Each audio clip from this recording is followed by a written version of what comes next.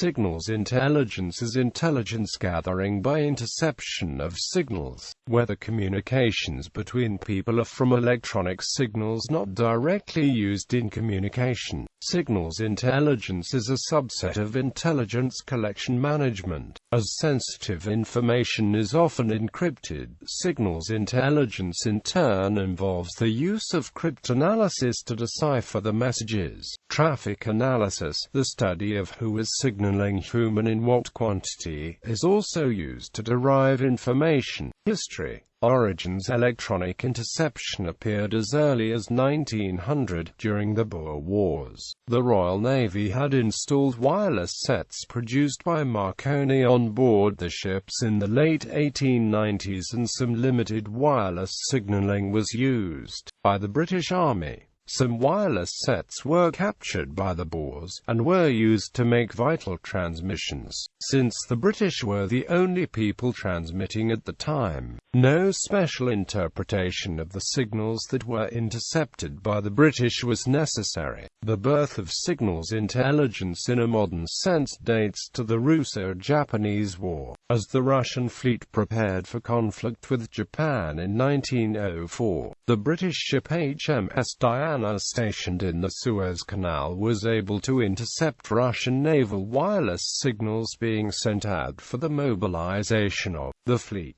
For the first time in history, development in World War I. Over the course of the First World War, the new method of signals intelligence reached maturity. Failure to properly protect its communications fatally compromised the Russian army in its advance early in World War I and led to the disastrous defeat by the Germans under Ludendorff and Hindenburg at the Battle of Tannenberg. In 1918, French intercept personnel captured a message written in the new ADF-GVX cipher, which was cryptanalyzed by Georges Painvin. This gave the Allies advance warning of the German 1918 spring offensive. The British in particular built up great expertise in the newly emerging field of signals intelligence and code breaking. On the declaration of war, Britain cut all German undersea cables. This forced the Germans to use either a telegraph line that connected through the British network and could be tapped, or through radio, which the British could then intercept. Rear Admiral Henry Oliver appointed Sir Alfred Ewing to establish an interception and decryption service at the Admiralty, Room 40.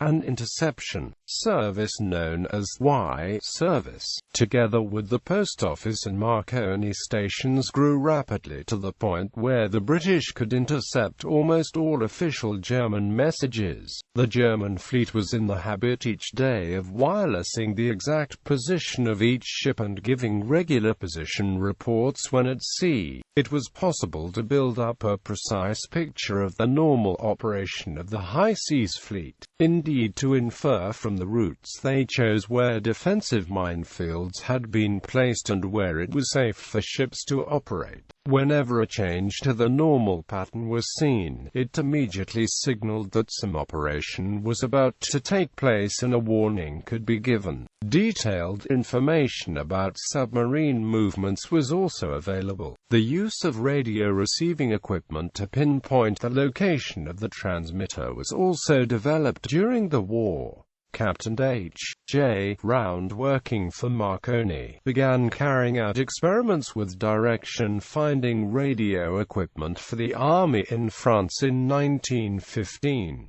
By May 1915, the Admiralty was able to track German submarines crossing the North Sea. Some of these stations also acted as Y stations to collect German messages, but a new section was created within Room 40 to plot the positions of ships from the directional reports. Room 40 played an important role in several naval engagements during the war, notably in detecting major German sorties into the North Sea. The Battle of Dogger Bank was won in no small part due to the intercepts that allowed the Navy to position its ships in the right place. It played a vital role in subsequent naval clashes, including at the Battle of Jutland as the British fleet was sent out to intercept them. The direction-finding capability allowed for the tracking and location of German ships, submarines and Zeppelins. The system was so successful that by the end of the war over 80 million words,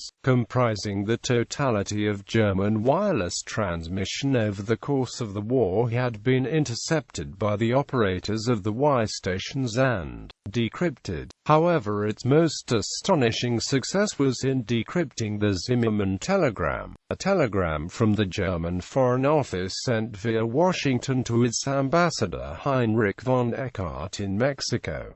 Post-war consolidation. With the importance of interception and decryption firmly established by the wartime experience, countries established permanent agencies dedicated to this task in the interwar period. In 1919, the British Cabinet's Secret Service Committee, chaired by Lord Curzon, recommended that a peacetime code-breaking agency should be created. The Government Code and Cipher School was the first peacetime code-breaking agency, with a public function to advise as to the security of codes and ciphers used by all government departments and to assist in the provision, but also with a secret directive to study the methods of cipher communications used by foreign powers. GC and AMP-CS officially formed on 1 November 1919, and produced its first decrypt on 19 October.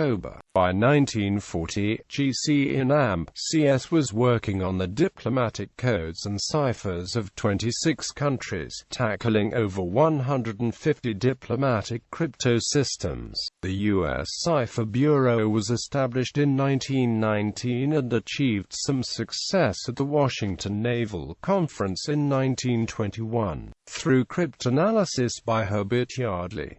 Secretary of War Henry L. Stimson closed the U.S. Cipher Bureau in 1929 with the words, "Gentlemen do not read each other's mail." World War II. The use of SIGINT had even greater implications during World War II. The combined effort of intercepts and cryptanalysis for the whole of the British forces in World War II came under the code name Ultra, managed from Government Code and Cipher School at Bletchley Park. Properly used, the German Enigma and Lorenz ciphers should have been virtually unbreakable, but flaws in German cryptographic procedures, and poor discipline among the personnel carrying them out, created vulnerabilities which made Bletchley's attacks feasible. Bletchley's work was essential to defeating the U-boats in the Battle of the Atlantic, and to the British naval victories in the Battle of Cape Matapan and the Battle of North Cape.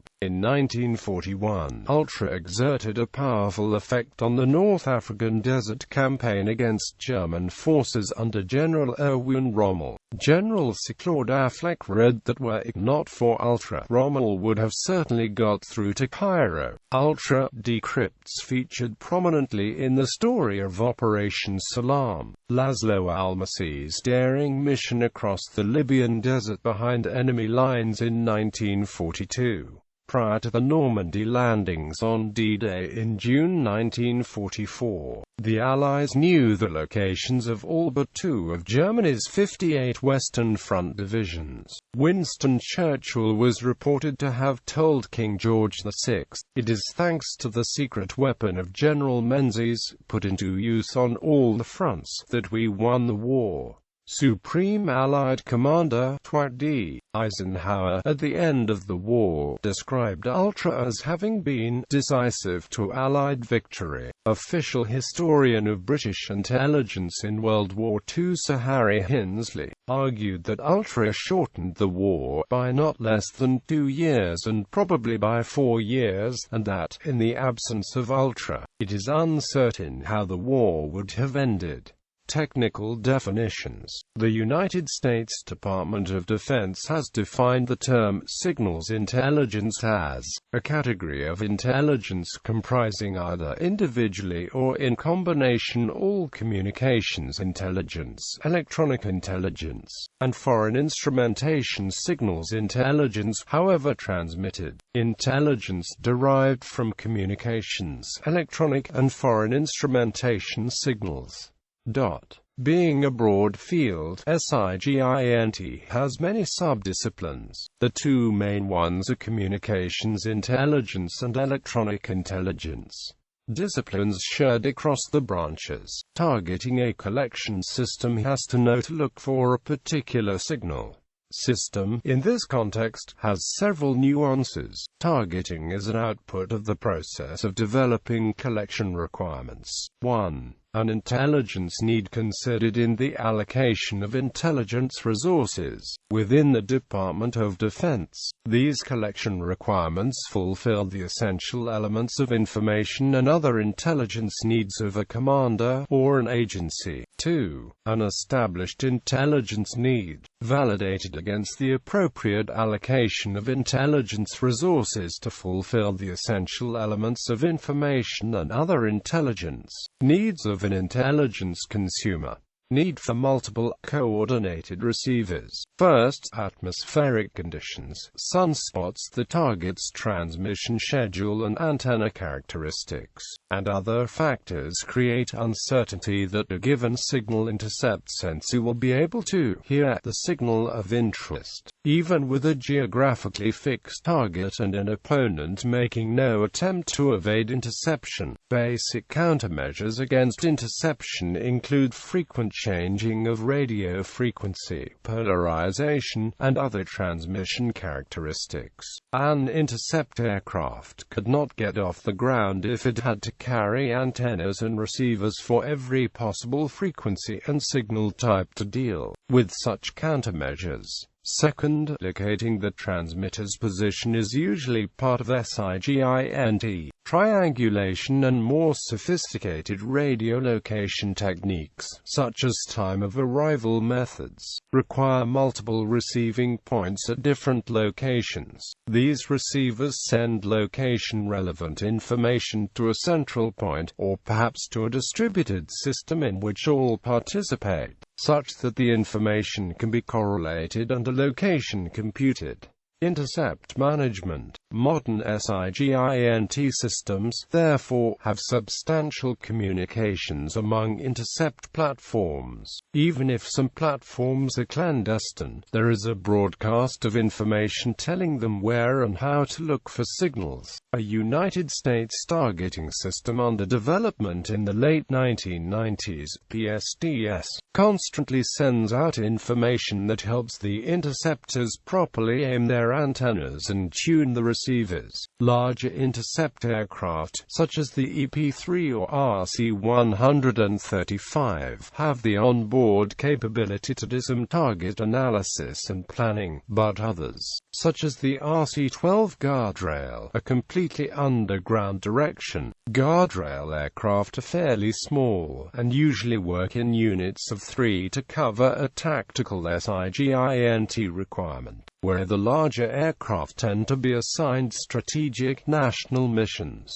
Before the detailed process of targeting begins, someone has to decide there is a value in collecting information about something. While it would be possible to direct signals intelligence collection at a major sports event, the systems would capture a great deal of noise, news signals, and perhaps announcements in the stadium. If, however, an anti-terrorist organization believed that a small group would be trying to coordinate their efforts using short-range unlicensed radios at the event, SIGINT targeting of radios of that type would be reasonable. people targeting would not know where in the stadium the radios might be, or the exact frequency they are using. Those are the functions of subsequent steps such as signal detection and direction finding. Once the decision to target is made, the various interception points need to cooperate, since resources are limited. Knowing what interception equipment to use becomes easier when a target country buys its radars and radios from known manufacturers, or is given them as military aid. National intelligence services keep libraries of devices manufactured by their own country and others, and then use a variety of techniques to learn what equipment is acquired by a given country. Knowledge of physics and electronic engineering further narrows the problem of what types of equipment might be in use. An intelligence aircraft flying well outside the borders of another country will listen for long-range search radars, not short-range fire control radars that would be used by a mobile air defense. Soldiers scouting the front lines of another army know that the other side will be using radios that must be portable and not have huge antennas. Signal detection. Even if a signal is human communications, the intelligence collection specialists have to know it exists. If the targeting function described above learns that a country has a radar that operates in a certain frequency range, the first step is to use a sensitive receiver with one or more antennas that listen in every direction to find an area where such a radar is operating.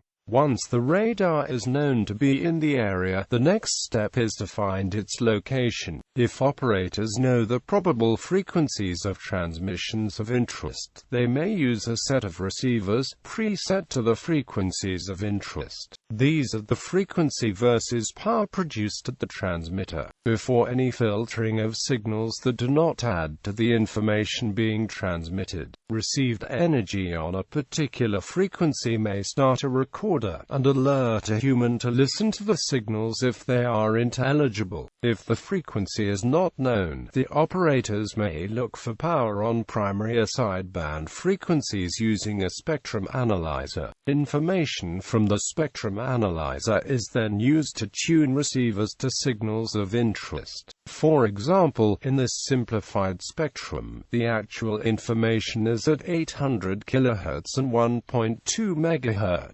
Real-world transmitters and receivers usually are directional. In the figure to the left, assume that each display is connected to a spectrum analyzer connected to a directional antenna aimed in the indicated direction. Countermeasures to interception. Spread spectrum communications is an electronic countermeasures technique to defeat looking for particular frequencies. Spectrum analysis can be used in a different ECCM way to identify frequencies not being jammed or not in use.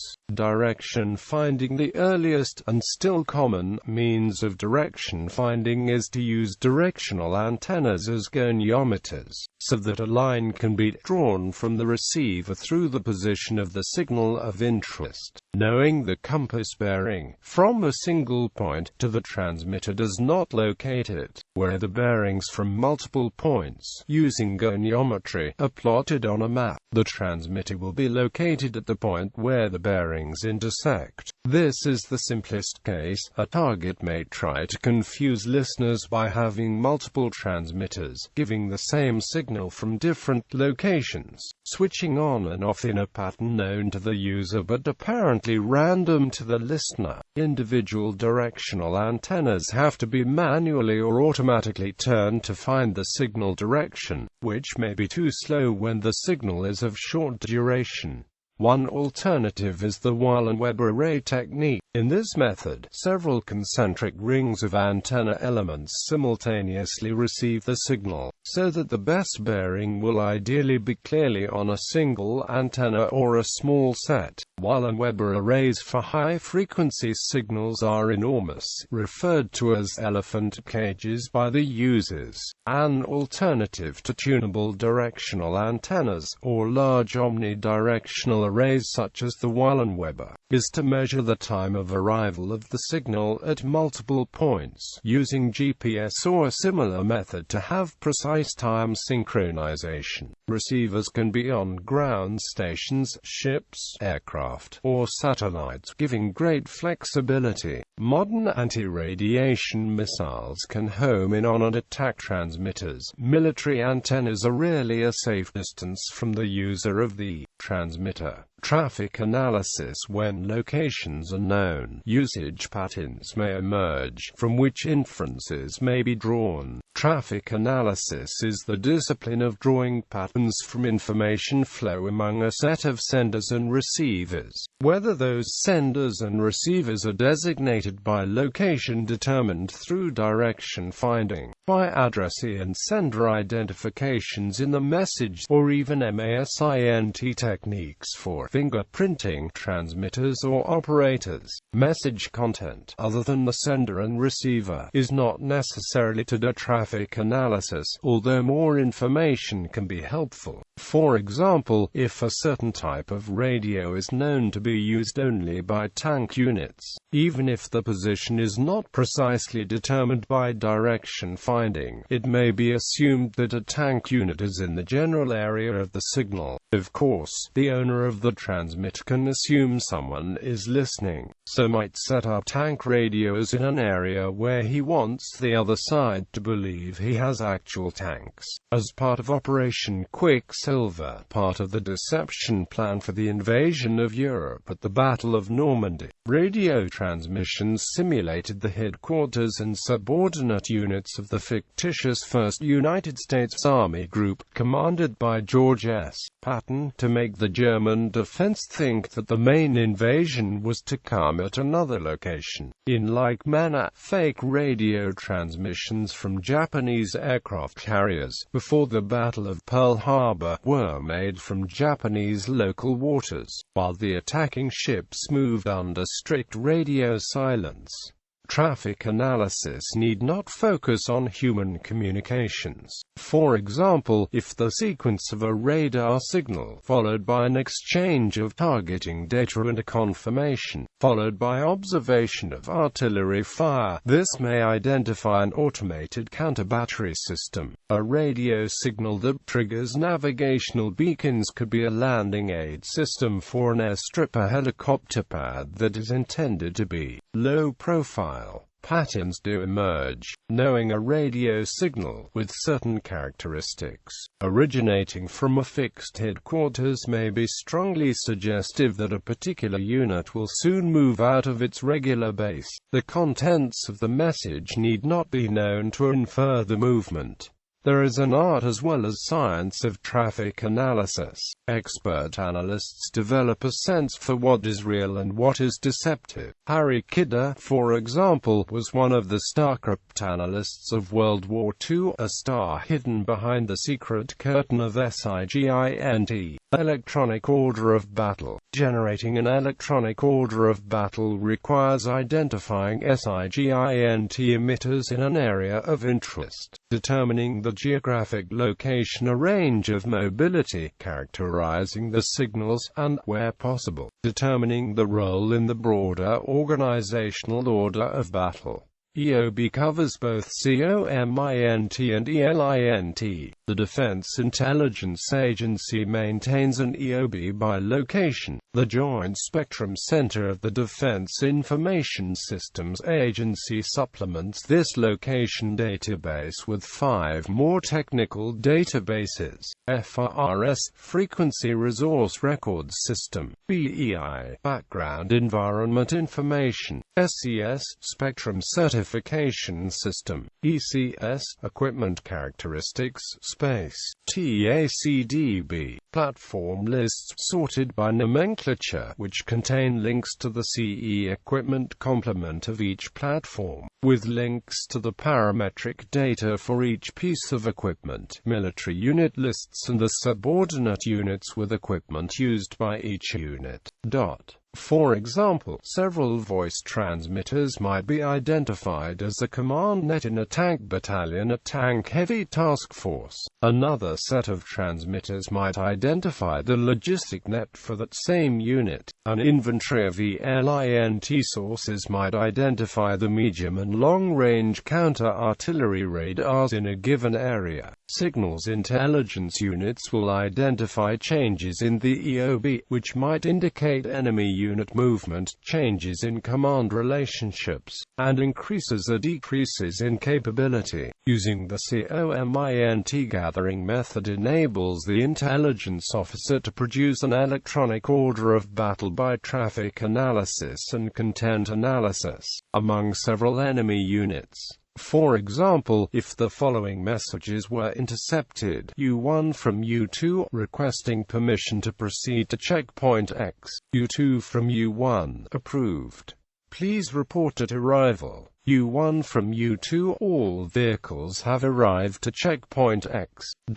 This sequence shows that there are two units in the battlefield. Unit 1 is mobile, while Unit 2 is in a higher hierarchical level, perhaps a command post. One can also understand that Unit 1 moved from one point to another, which are distant from each 20 minutes with a vehicle. If these are regular reports over a period of time, they might reveal a patrol pattern. Direction finding and radio frequency (MASINT) could help confirm that the traffic is not deception.